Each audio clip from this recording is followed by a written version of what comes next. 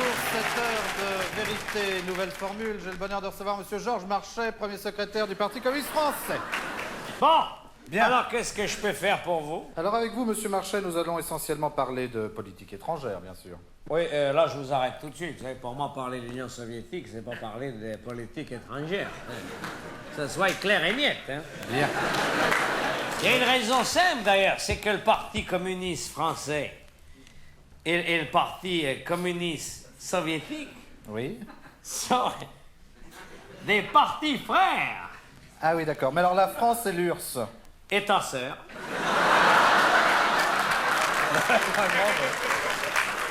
Je ne comprends pas, là. Ce sont des États sœurs. Ah, ce sont des États sœurs. Ah, très bien. Monsieur Marchais, vous allez vous asseoir ici, sur la plus haute marche du podium. Ouais.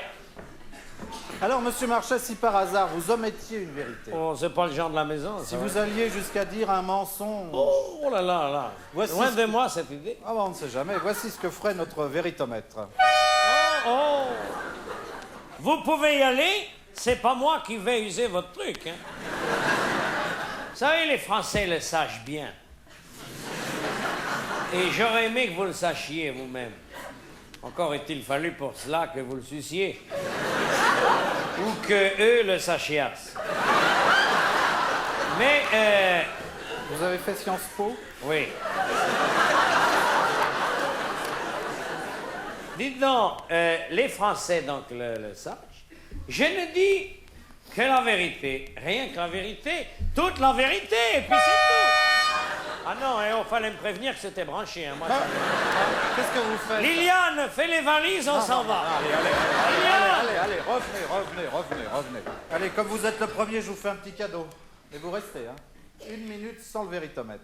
1 minute sans votre gros appareil. Voilà, mais pas plus. Où est la caméra? Devant vous. Top chrono. Mes chers camarades, je m'adresse à vous ce soir en tant que secrétaire général d'un grand parti comme le nôtre. Voici des ondes que vous êtes des millions et des millions à voter communiste.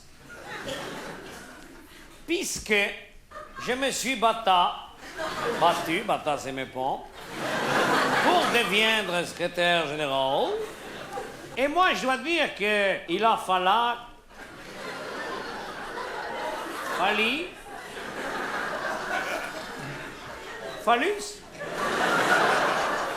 J'ai dû acquérir... Ah, oh là là. J'ai acquis un bagage. D'ailleurs, tout le monde le dit, Marchais, qu'est-ce qui trimballe? Et cela m'a permis, lors de la dernière fête de l'humanité à la Courneuve, de constater à quel point qu'on était devenu un grand parti, puisque nous avons multiplié le nombre des adhésions. Par combien? Ben, je respecte le temps qu'il met en parti. Nous avons donc rebranché l'appareil, Monsieur Marchais. Oui. Ce sera ma première question. Dans le monde politique français actuel, où se situe votre parti, le Parti communiste? C'est une bonne question. Dites donc, c'est sensible, votre... Monsieur Marchais, on va parler un petit peu de la dissidence, si vous le voulez bien. Comment va Monsieur Sakharov? Ben, aux dernières nouvelles, Andrei Sakharov va très très bien. Va mieux que Tchernyenko. Monsieur Marchais, je vais aborder une question plus délicate, si vous le voulez bien. Est-ce que le Parti communiste français est réellement aux ordres de Moscou? C'est mon avis, là, que vous me demandez. En quelque sorte, oui. D'abord, je voudrais quand même saluer Liliane devant tous les téléspectateurs et tenteuses pour le travail admirable qu'elle a fourni, vous savez, à mes côtés. C'est extraordinaire. Merci, Liliane. Pourquoi vous ne viendez pas, d'ailleurs, dans notre petit pavillon de Champigny? Viendez avec des amis. Pourquoi pas, oui. Ben oui. Hein, Liliane, il sera bien sûr, monsieur. Vous savez, c'est Liliane qui m'a dit, vous avez remarqué qu'aujourd'hui, je suis un peu enrhumé. Mais ça aurait pu être pire. C'est Liliane qui m'a dit, Georges, avec le redoux et l'humidité qui font, mets tes chaussettes de laine, ton thermolactyle d'amas et ton col roulé. Merci, Liliane. Bon, c'est pas ma question. Hein? Ce n'est pas ma question. Ah oui, oui, mais c'est ma réponse. Ben oui, j'ai compris, moi, le système. Il vient avec ses questions, moi, je viens avec mes réponses. Je suis pas un imbécile, quand même.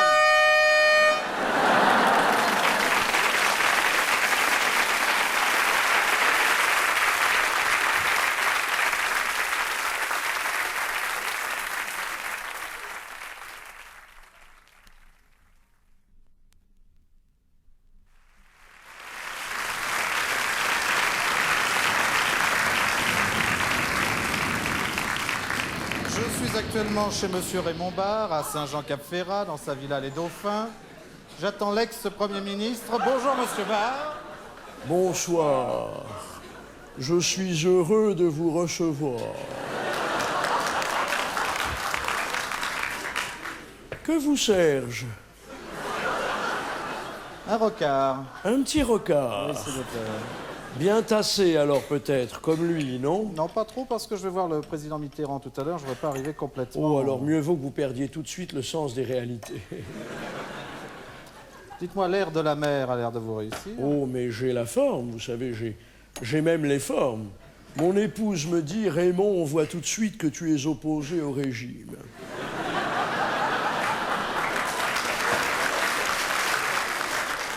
En tout cas, ça vous va bien. Mais en politique, mieux vaut avoir de l'estomac, n'est-ce pas? Surtout par les temps qui courent. Est-ce que je vous sers un petit tuc? Ah, vous avez réussi à en avoir?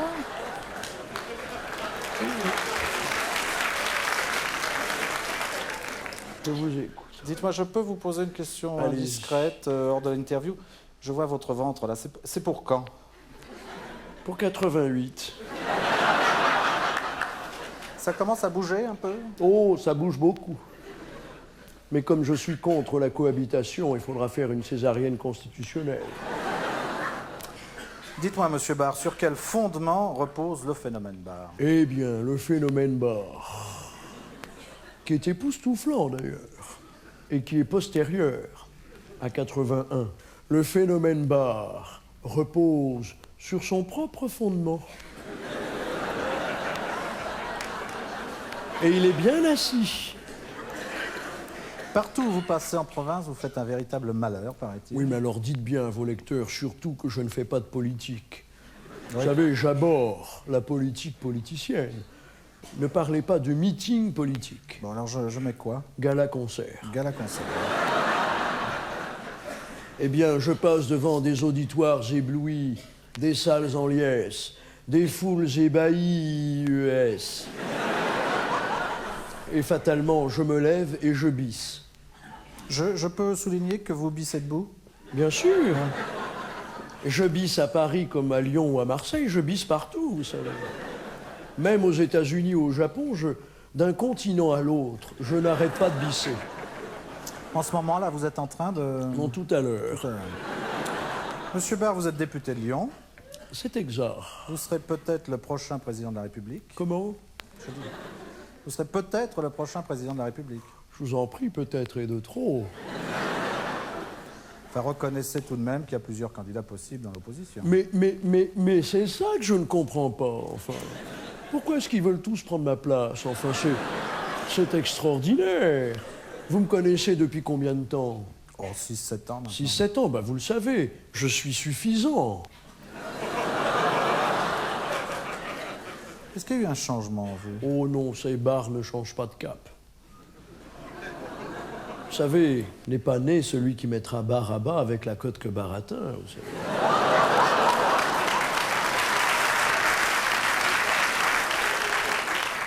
Et si des fois la cote de barre baisse? Vous savez, je plais partout, barre botte tous les Français, barbiche aujourd'hui, pour cela. Tous les Français, vous Oh oui, plaisez à même tous? dans les baragouines, tout. Ah, c'est formidable. J'ai des cousins qui tiennent une boucherie, la famille Bach. La boucherie Barbac, oui, ça marche très fort. Il y a un bar tabac aussi. Ah, c'est une grande famille.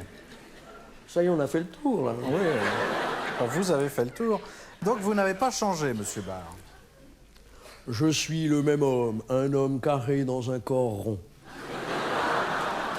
J'aurais même pu faire ma carrière chez les mineurs, dans le Nord. Les corps ronds. Mais j'avais compris quand même. Oui, vous, oui. On dit que vous avez reçu monsieur Le Pen en catimini. Alors là, je me gausse, n'est-ce pas? Je me gausse. Je vais me regausser. 3 fois de suite, comme Et ça? alors? Je sais pas, il paraît que ça rend sourd. Pardon? Enfin, est-ce que vous me voyez, moi, Raymond Barre, en compagnie de monsieur Le Pen, en catimini, avez-vous dit? Vous savez que c'est une supputation d'une indélicatesse rare et outrecuidante à mon égard. Pardon. Ah non, vous supputez gratuitement, monsieur Maboul. Je suppute gratuitement? Oui, c'est très rare. Ah oui, ça... Non, je ne me vois pas en catimini avec monsieur Le Pen dans un hôtel de passe. Enfin, un hôtel borgne, disons, avec lui. Ou dans l'ombre propice d'alcôves adultérines, nous échangerions des projets de viol de la République. Non, non, non, non. Non, retirez cela, je vous prie. Non, laissez ce salmigoulis aux scribouillards, aux radioteurs de tout poil, digne du microcosme parisien, au ras des pâquerettes que j'exècre.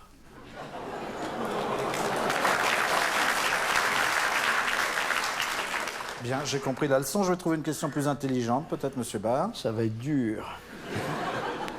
Que pensez-vous de Laurent Fabius? T'envisagerons dans un dernier carré de socialistes.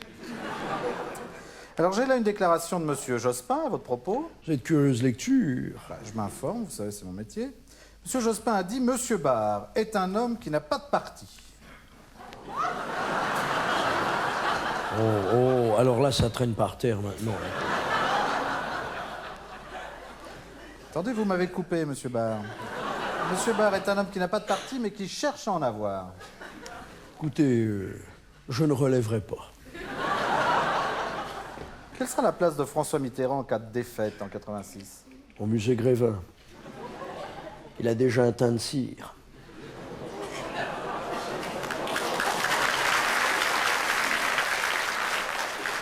Que pensez-vous du culte de De Gaulle?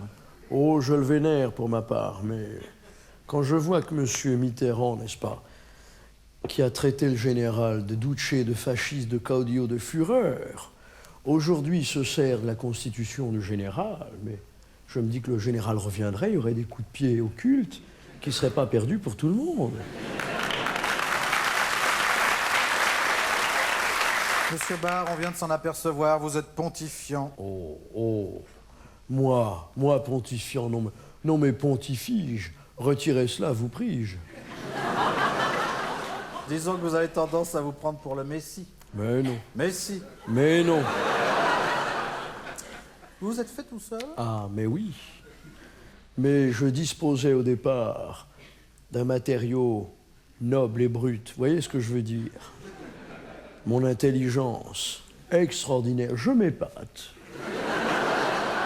J'ai une intelligence, mais alors, éblouissante. Vous savez, je suis un surdoué. J'ai une vivacité d'esprit hors du commun. J'ai un quotient intellectuel rare, un QI unique. Ah oui, un gros QI. Un gros QI. Chacun fait ce qu'il veut avec son QI, c'est ce que je dis toujours. Eh bien moi, en ce qui me concerne, je me suis fait tout seul. Et je vous le dis en baissant modestement les yeux. Quelle réussite!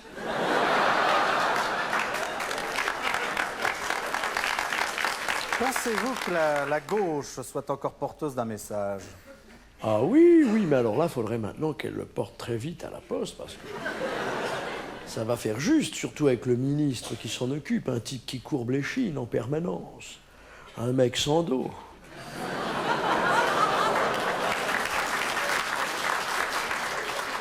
On va revenir à Mitterrand. Quelle image laissera-t-il dans l'histoire de France?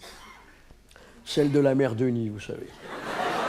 C'est Mais curieux. oui, mais il a agi avec la France comme cette brave femme le fit avec son linge. Rendez-vous compte, François Mitterrand a nettoyé le pays, il l'a rincé, essoré, pour mieux l'étendre. Et ça n'a pas fait un pli. C'est bien vrai, ça.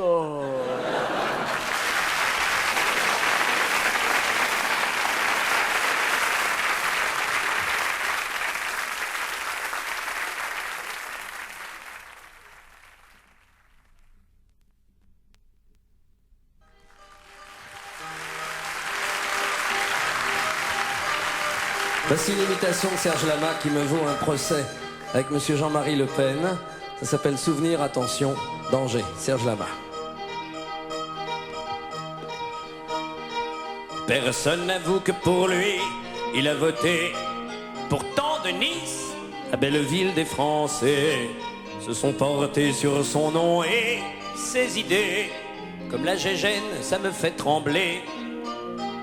Ce gros menhir, aux cheveux blonds comme les blés, est entouré par des légions de crânes rasés. Je ne veux pas de ta nation barbelée. Souvenir, attention, danger. Le Pen, les hommes sont égaux pour moi. Le Pen, ils ont un même cœur qui bat. Le Pen, le même sang coule dans leurs veines.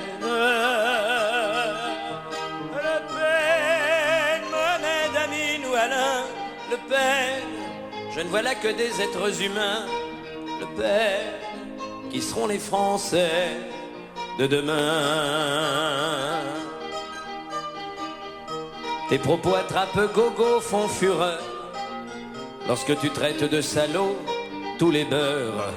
Faut dire que pour rafler le plein de tes voix, tu as sorti la grosse Bertha. À Santiago comme à Moscou, les extrêmes ne survivent que par les coups qu'ils assènent. Je ne veux pas de ton état milicé. Souvenir, attention, danger. Le Pen remet l'uniforme au placard. Le Pen, la mode n'est plus aux chemises noires. Le Pen, Vichy, glandu, c'est une vieille histoire. Le Pen, ne nous joue pas les lagaillardes. Le Pen, n'ameute pas la vieille garde. Le Pen, tu roules en voiture à coca. La proportionnelle bientôt légalisée fera de toi l'arbitre de l'Assemblée. À cela François Mitterrand n'est pas étranger. Souvenir, attention, danger.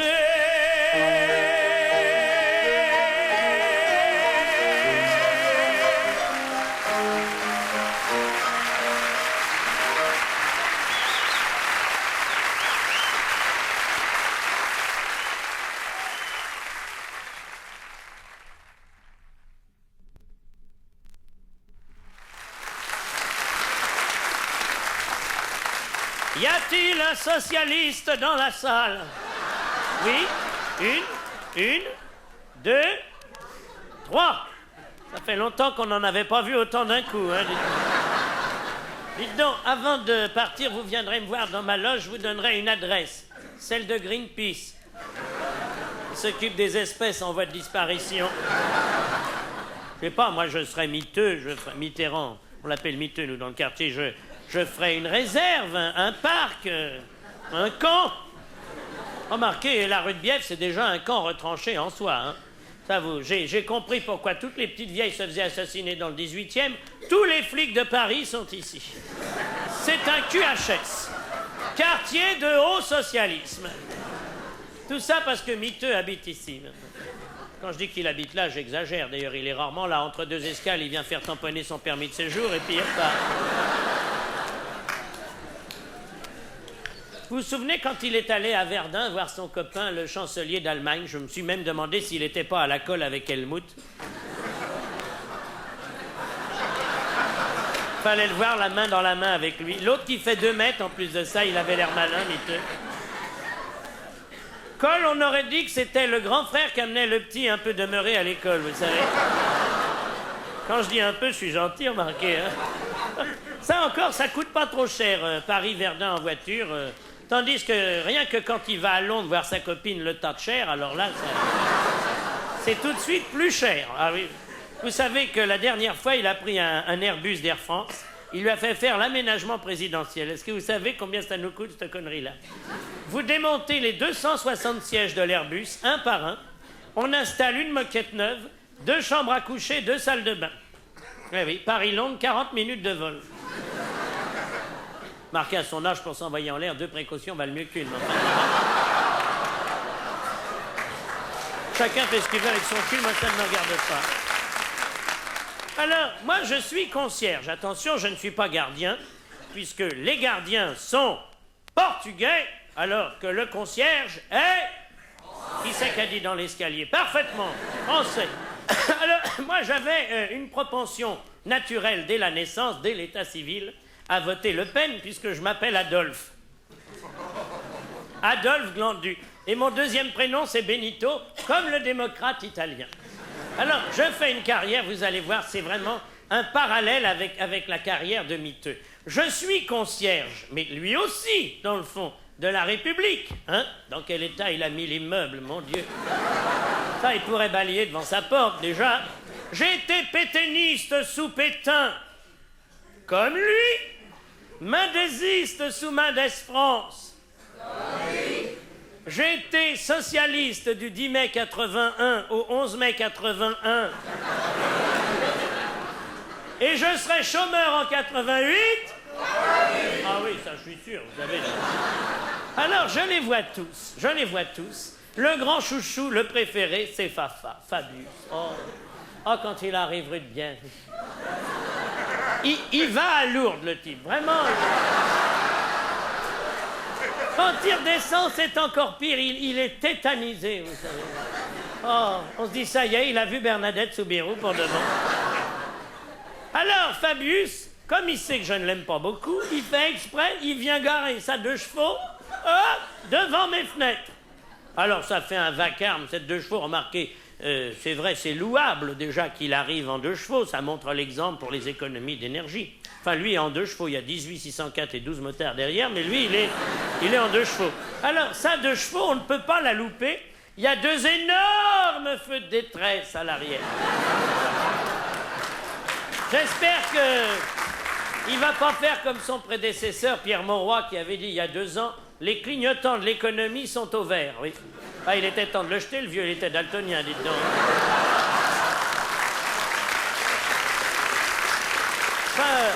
Moi, j'aurais été papa, j'aurais acheté une Renault Super 5. Vous savez que là, il faudrait faire quelque chose pour la régie Renault. Vous savez que c'est dans un état dramatique, là. Ils songent même à appeler l'abbé Pierre comme PDG. Qu'est-ce que vous avez, monsieur, comme voiture? Une Renault, vous avez ça, vous, monsieur, vous avez quoi? Une Renault aussi? Ça me paraît louche. Comme dirait Dalida, dont le frère est presbyte, mais enfin, chacun fait ce avec son cul. Qu'est-ce que vous avez comme voiture, monsieur? Une Renault? Non, non. Monsieur, quelle voiture? Ah, une Citroën. Bravo, monsieur. Une Citroën. Vous, monsieur, vous avez quoi? Mercedes. Mauvais français, d'accord. Voiture étrangère. Eh bien, est-ce que vous avez lu la publicité? La Renault Super 5, vous faites la première révision à 50 000 km. C'est extraordinaire. Tant dire, on l'a fait jamais.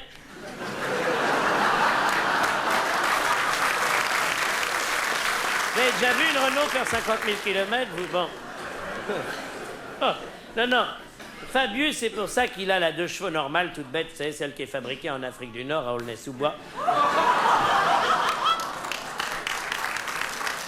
Faut dire que ce qu'il apprécie chez Citroën, Fabius, c'est le débrayage. Ça, pour le débrayage. Ils sont imbattables chez Citroën.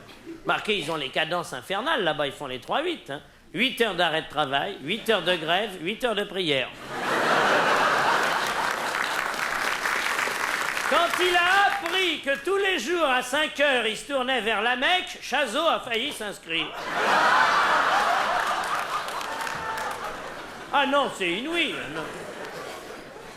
Votre Renault, et vous, votre Mercedes, là, hein? Combien de temps vous attendez les réparations, les pièces détachées, tout ça, hein? 3 mois. Voilà, ben oui. Tandis que chez Citroën, monsieur en a une, il sait très bien. vous laissez votre voiture en panne devant chez vous, vous prenez le bus, vous allez à Aulnay. Vous n'êtes pas descendu du bus, les pièces détachées, vous vous les prenez dans la gueule. Ah oui. C'est jeter l'argent par les fenêtres.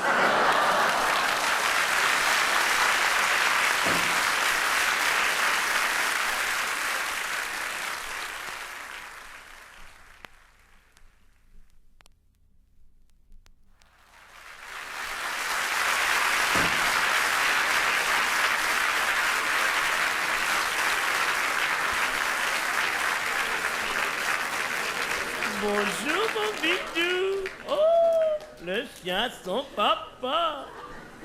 Oh oui, on dit que je suis raciste, mon chien est noir alors. Là, il y a tous mes animaux préférés. Les 2 serins dans la cage, c'est El Kabach et Duhamel. Et là, ici, dans le bocal, j'ai Marie-Laure et Yves. Augry et Mourouzi. On n'est pas près d'en avoir un 3e. Enfin, chacun fait ce qu'il veut avec son cul, moi ça ne me regarde pas. Hein. Moi j'aime beaucoup Jean-Claude Bourré. D'ailleurs, j'ai une nièce qui habite Marseille. Elle est chasseur alpin. C'est rare hein, pour une nièce. Chez les tantes, c'est déjà beaucoup plus fréquent. Et elle m'a dit, tonton, si jamais tu vois passer monsieur Jean-Claude Bourré, félicite-le pour moi parce que qui change pas de tailleur, il est formidable. Elle a un poste tout neuf de chez Darty, tout ça. Et il paraît que Bourré, il a toujours des vestes oranges, des cravates bleues, des pochettes roses, des rayures vertes. Idéal pour régler les couleurs. C'est plus un journaliste, c'est l'Amir. Hein? Puis alors, il a toujours le sourire. Même quand il y a 350 morts après une catastrophe aérienne, tout ça. Non, il est formidable. On sent que c'est un type Bourré. Il s'investit totalement dans ce qu'il fait.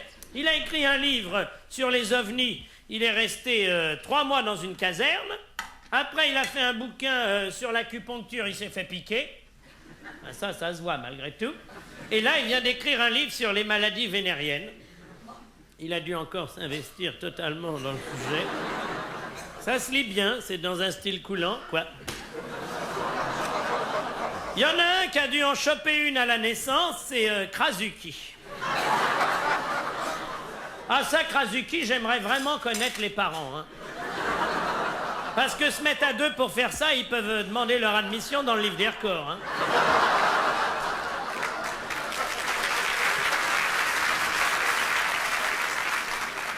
Non, Krasu, il s'est bien démerdé parce que ses copains, les autres, là, ils ont été lourdés. Fitterman, Ralit, Rigou, Leport, salut! À dégager! Alors que Laurent, ce Fafa, c'est un crack, hein, ce type-là. Oh, c'est une tête d'œuf. Être ministre, si jeune et Premier ministre, à 39 ans, moi je trouve que c'est extraordinaire. C'est ça, c'est une tête d'œuf. D'ailleurs, il devait même pas faire de politique. Non, non, il devait être 4 chez Lustucru, Fabius. Oui, seulement chez Lustucru, on prend pas les œufs fêlés. Qu'est-ce que vous voulez? Alors on l'a pas gardé.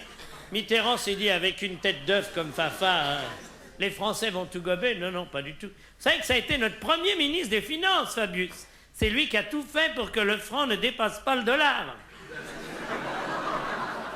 Ah, une réussite, hein. Alors après, il a continué, il a fait l'impôt sur les grosses fortunes. Oui, pas sur les œuvres d'art, attention, non. En tant que fils d'antiquaire, il allait pas se déshériter quand même, hein. Je trouve que ce Fabius, c'est vraiment Giscard en plein. Mauroy, c'était Barrancru, lui, c'est Giscard en plein. C'est vrai, hein. Il a même épousé une fille de Diamantaire pour pousser la ressemblance avec Giscard.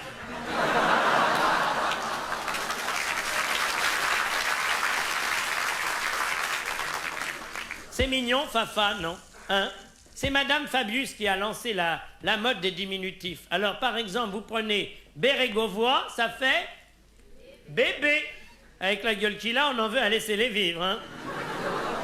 À la recherche, on n'a que rien. Cucu. Ça résume bien la politique socialiste. Le plus emmerdé, c'est Alain Calmat. Enfin, glissons, qu'est-ce que vous voulez? Les Français ne pensent plus qu'au cul. Regardez, même Giscard, pour vendre son bouquin, comment qu'il l'a appelé? 2 Français sur 3. C'est dégueulasse, non? Et à la télé, le dimanche, on a 7 sur 7. Présenté par Sinclair. La femme du Lucky Luke de l'information, Yvan Levaille.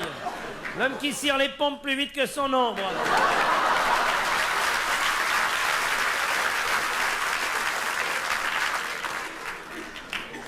Il y en a un, il m'a surpris, c'est Mourouzi. Je me suis dit, avec l'arrivée de la gauche, quand même, lui qui est rentré après mai 68, il va certainement sauter. Non, non, il est toujours là. Il a dû sauter, mais avec qui, ça? Enfin, chacun fait ce qu'il veut avec son cul, moi, ça ne me regarde pas. Hein. Dites donc, nous, on est peinards avec Bidou. Surtout depuis qu'ils ont remplacé Gaston Defer par Jox. Ce Jox, il n'a pas un boulot marrant, remarquez. Il enterre un flic tous les jours, pratiquement. Hein. C'est vrai qu'avec son pote Badinter, ils ont transformé les gardiens de la paix en gardiens de but. Toutes les balles sont pour eux, les mecs.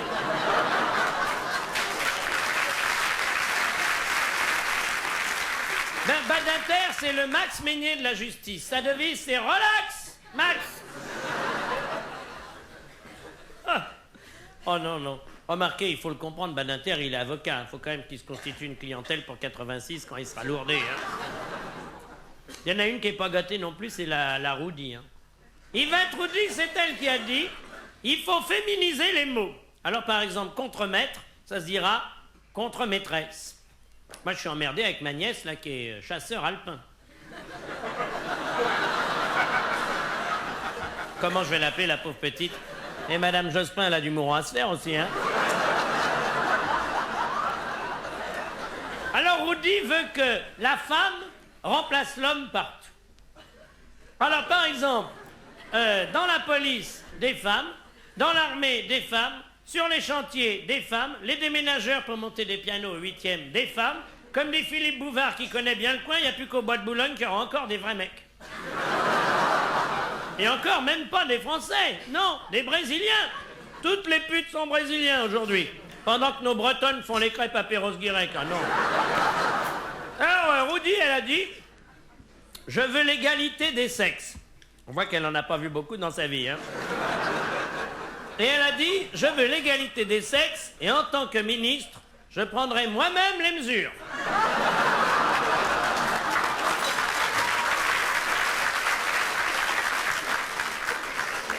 Vous avez vu qu'ils ont créé un ministère des catastrophes naturelles? Ah, il était temps, hein, depuis 4 ans quand même, les catastrophes, ça devenait vraiment naturel chez eux. Hein. C'est Haroun Taziev qui s'occupe de ça, le gynécologue à Régine. Ah, il faut ça, hein. Alors, il s'est penché sur le cas le plus désespéré du gouvernement, Huguette Bouchardot. Mon Dieu que ça existe des choses pareilles. Il paraît qu'enfant, elle a été bercée trop près du mur. Huguette Bouchardot, elle est ministre de l'Environnement chargée de la nature. Elle n'est pas rancunière, hein.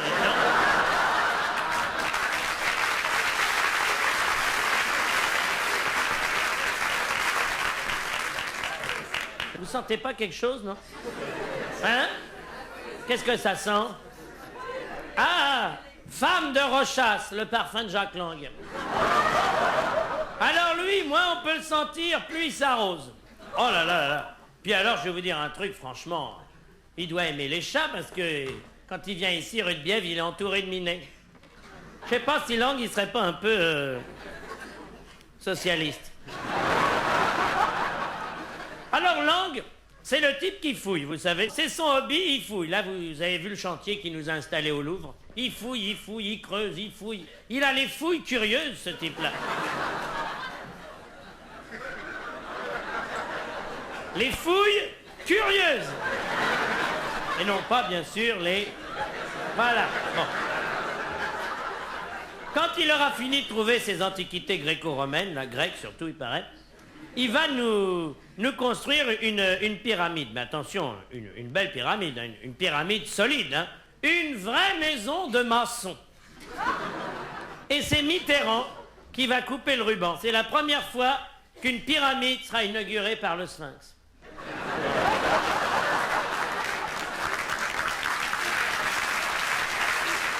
Ah là là, Bidou. Allez, on va se coucher, va, monte. On va mettre la viande dans le torchon. Avant, pour m'endormir, je comptais les moutons. Maintenant, je compte les socialistes. Ça va beaucoup plus vite. Ah. Mon Dieu, faites que le septennat s'achève cette nuit.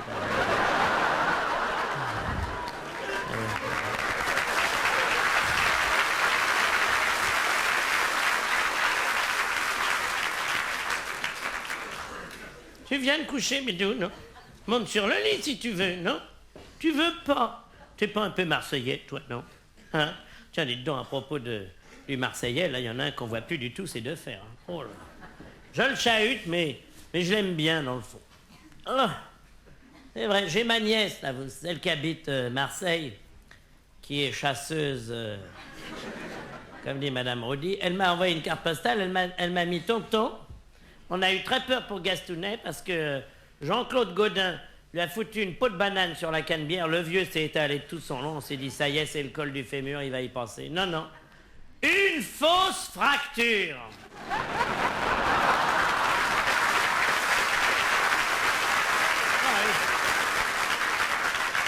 Attends, Bidou.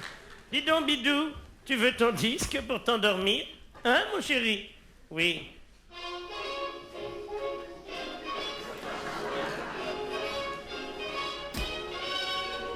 La patrie renaîtra, maréchal, maréchal, nous voilà.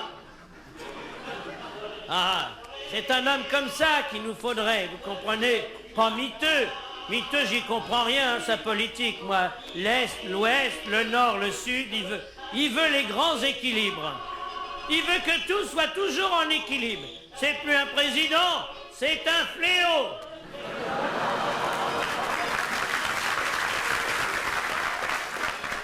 Il paraît qu'il est très intelligent. Tout le monde le dit d'ailleurs, ma charcutière, ma bouchère, les gens disent, vous savez, le coup des 25% de satisfaits, c'est tout lui qui a tout manigancé.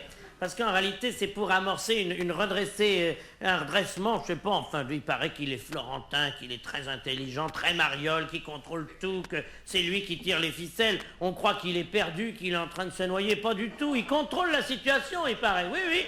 On se demande même... D'ailleurs, dans quel état serait la France s'il était con, quoi, c'est ça. C'est la décadence. Ce pays, c'est le bordel. Les jeunes se défoncent aujourd'hui.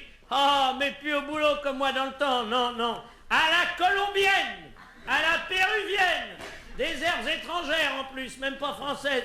À quoi ça sert que Ducrot, il se décarcasse?